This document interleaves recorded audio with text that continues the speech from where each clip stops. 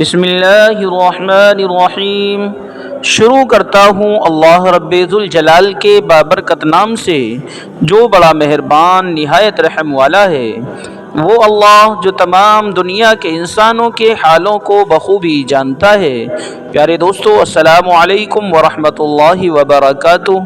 سب سے پہلے آپ سب دوستوں کو خوش آمدید کہتا ہوں اپنے یوٹیوب چینل پیارا اسلام کہانیاں 10 پوائنٹ پر، اس امید کے ساتھ کہ آپ اور آپ کے پیارے سب خیریت سے ہوں گے۔ پیارے دوستو، آج ہم بات کریں گے کہ آخر دنیا کے اندر یہودی کہاں سے آئے ہیں، اور آخر یہ کس کی نسل میں سے ہیں اور کس کی اولاد ہیں۔ اور دوستو، آپ سب جانتے ہیں یہ دنیا کی اکیلی ایسی قوم ہے کہ جس کو ہٹلر نے 80% ختم کر دیا تھا اور ان کو قتل کر کے اپنے کھیتوں میں کھاد کی طرح استعمال کیا تھا، مگر بچے ہوئے 20% نے پوری دنیا کے اندر قتل و غارت گری برپا کر رکھی ہے، اور پوری دنیا ان کے ظلم و ستم سے پریشان ہے۔ اس واقعے کو شروع کرنے سے پہلے آپ سب دوستوں سے گزارش ہے کہ اگر ابھی تک آپ نے ہمارے یوٹیوب چینل پیارا اسلام کہانیاں 10 پوائنٹ کو سبسکرائب نہیں کیا ہے تو پلیز اسے سبسکرائب کر لیں اور بیل کے بٹن کو دبا کر آل پر ضرور سلیکٹ کریں، تاکہ ہمارا آنے والا ہر واقعہ سب سے پہلے میرے دوستوں آپ تک پہنچ جائے اور ہم سب کے ایمان کو تازگی بخشے۔ بات کرتے ہیں سب سے پہلے یہودیوں کی کہ یہ کس کی نسل میں سے ہیں، پھر بات کریں گے اس کے بعد میں کہ کس کی اولاد ہے۔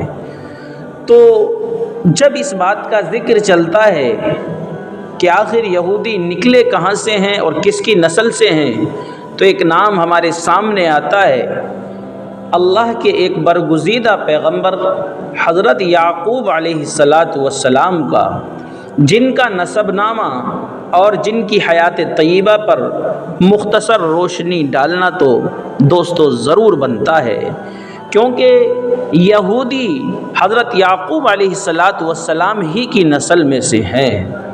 حضرت یعقوب حضرت اسحاق کے بیٹے اور حضرت ابراہیم علیہ السلام کے پوتے ہیں، اور حضرت ابراہیم علیہ السلام کے بھتیجے بتوئیل کے نواسے۔ ان کی والدہ کا نام رفقہ یار بقا تھا۔ یہ اپنی والدہ کے چہیتے اور پیارے تھے، اور ان کا حقیقی بھائی عیسو والد کا محبوب اور پیارا، اور دونوں حقیقی بھائی تھے۔ تورات سے ان دونوں بھائیوں کے باہم ناراضگی کا بھی واقعہ گزشتہ سطور میں نقل کیا جا چکا ہے۔ حضرت یعقوب اپنی والدہ کے اشارے پر جب فیدان ارم میں چلے گئے تو ان کے ماموں لابان نے ان سے یہ عہد لیا کہ وہ 10 سال تک ان کے یہاں رہ کر ان کی بکریاں چرائیں، تو وہ اس مدت کو مہر قرار دے کر اپنی لڑکی سے ان کی شادی کر دیں گے۔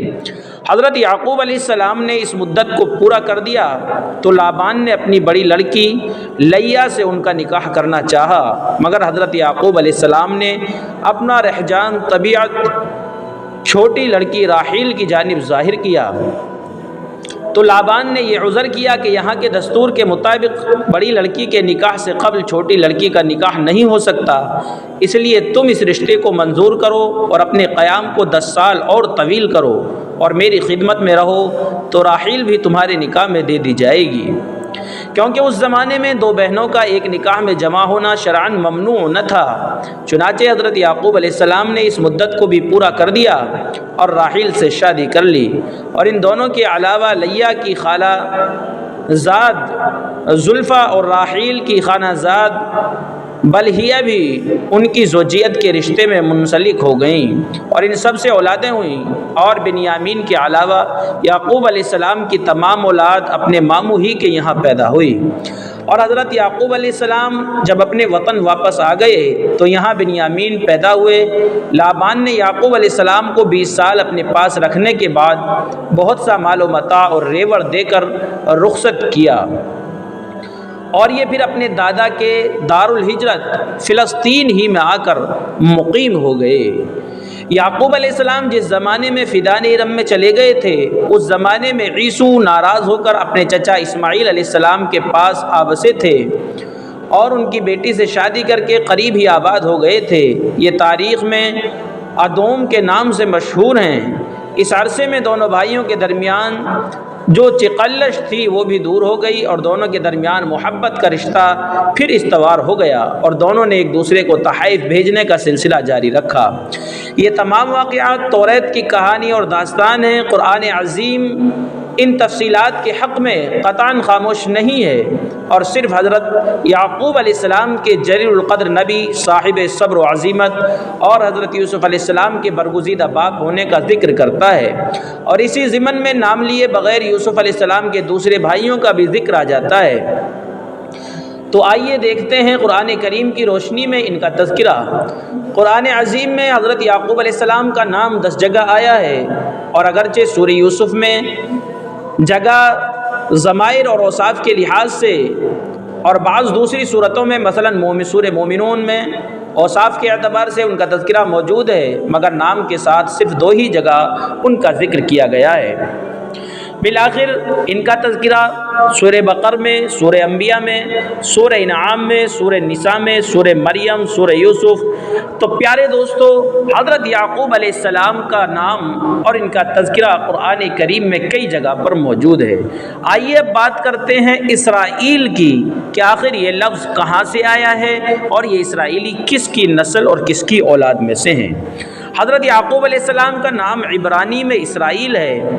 یہ اسرار عبد اور ایل اللہ 2 لفظوں سے مرکب ہے اور عربی میں اس کا ترجمہ عبداللہ کیا جاتا ہے۔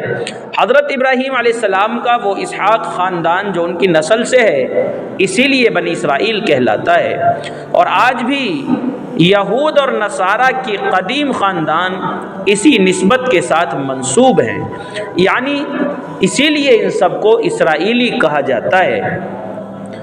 اور حضرت یعقوب علیہ السلام کے 12 لڑکے تھے، اور گزشتہ سطور میں یہ بھی واضح ہو چکا ہے کہ بنیامین کے علاوہ ان کی تمام اولاد فیران ارم ہی میں پیدا ہو چکی تھیں۔ صرف بنیامین فلسطین کے ارض کنعان میں پیدا ہوئے۔ حضرت یعقوب علیہ السلام کی اولاد چونکہ چند بیویوں سے ہے، اس لیے ان کی تفصیل یہ ہے: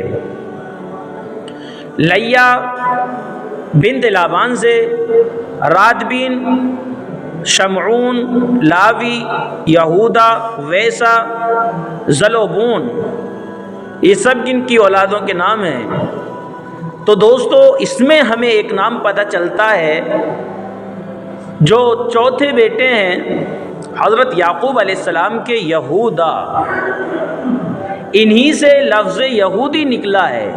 جو لوگ یہودا کی نسل سے ہیں وہ یہودی کہلاتے ہیں، اور گویا کہ انہی کی نسل سے چل کر یہ یہودی کہلائے ہیں۔ اور لفظ اسرائیل جو بنا ہے، لفظ اسرائیل جو انہوں نے اپنے ملک کا نام تجویز کیا ہے، بتلایا جا چکا کہ یعقوب علیہ السلام کا جو نام ہے وہ عبرانی زبان میں اسرائیل کہا جاتا ہے، اس لیے انہوں نے بھی اپنے ملک کا نام اسرائیل ہی رکھا ہے۔ اب بات کرتے ہیں حضرت یعقوب علیہ السلام کی پیغمبری کی۔ حضرت یعقوب علیہ السلام اللہ کے برگزیدہ پیغمبر تھے اور کنعانیوں کی ہدایت کے لیے مبعوث ہوئے۔ انہوں نے برسوں اس خدمت حق کو انجام دیا۔ قرآن عزیز میں چونکہ ان کا ذکر بیشتر حضرت یوسف علیہ السلام کے ساتھ کیا گیا ہے، اس لیے وہیں پر قابل مراجعت ہے۔ پیارے دوستو، اس لیے کہا جاتا ہے ان کو اسرائیلی اور اس لیے ان کو یہودی کہا جاتا ہے، کیونکہ یہ حضرت یعقوب علیہ السلام کے بیٹے یہودا کی نسل سے ہیں اور یہودا کی اولاد میں سے نکلے ہیں۔ مگر یہ قوم پوری دنیا میں فساد پھیلا رہی ہے، خاص طور سے فلسطین پر ان کے مظالم روز و شب برپا ہیں۔ ان سب کے لیے اللہ تبارک و تعالیٰ سے دعا کریں کہ اللہ تبارک و تعالیٰ تمام مظالم کو ختم فرما دے اور مظلومین شہید کی مغفرت فرمائے۔ دعا ہے کہ اللہ تبارک و تعالیٰ آپ سب کو شاد و آباد رکھے۔ پیارے دوستوں، ملتے ہیں کسی اگلے واقعے کے ساتھ، تب تک کے لیے السلام علیکم ورحمۃ اللہ وبرکاتہ۔